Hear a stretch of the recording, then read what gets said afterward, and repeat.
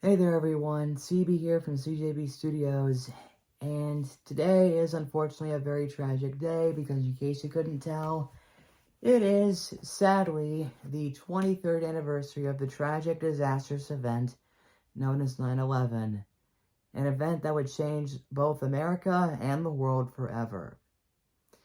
Now I know, I've already talked about 9/11 before in, well, another video that I did last year on this day.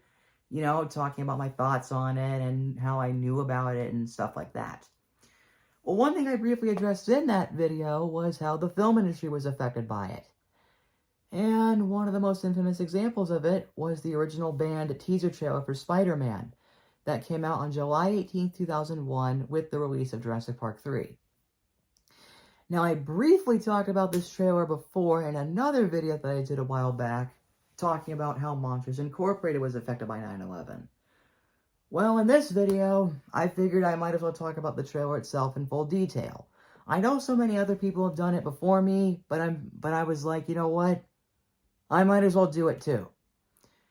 Now before I explain what the trailer is about, I do want to make it clear to everybody that the first time I saw this trailer was actually back during the summer of 2013. And this is actually when I became invested in the entire Sam Raimi Spider-Man trilogy, as well as the character itself.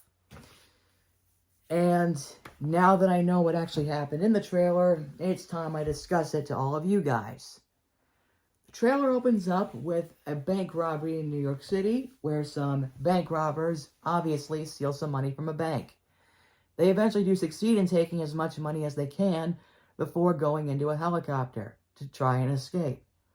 Unfortunately, before they can do that, the helicopter freezes in place before flying backwards and then is shown being encased in a giant spider web in between the two twin towers. The rest of the trailer shows footage of Spider-Man swinging from building to building just like he does in the movie, before ending with the Spider-Man logo, as well as telling people when the movie will be coming out. In case you guys couldn't tell, that shot of the Twin Towers right there is the main reason why this trailer was pulled. As already stated, this trailer was released in July of 2001, and that was almost 2 months, 2 full months by the way, before the Twin Towers fell. And because of that, especially considering the fact that Spider-Man itself takes place in New York City, Sony had no other choice but to pull the trailer from theaters immediately before replacing it with a new teaser trailer in November of that year.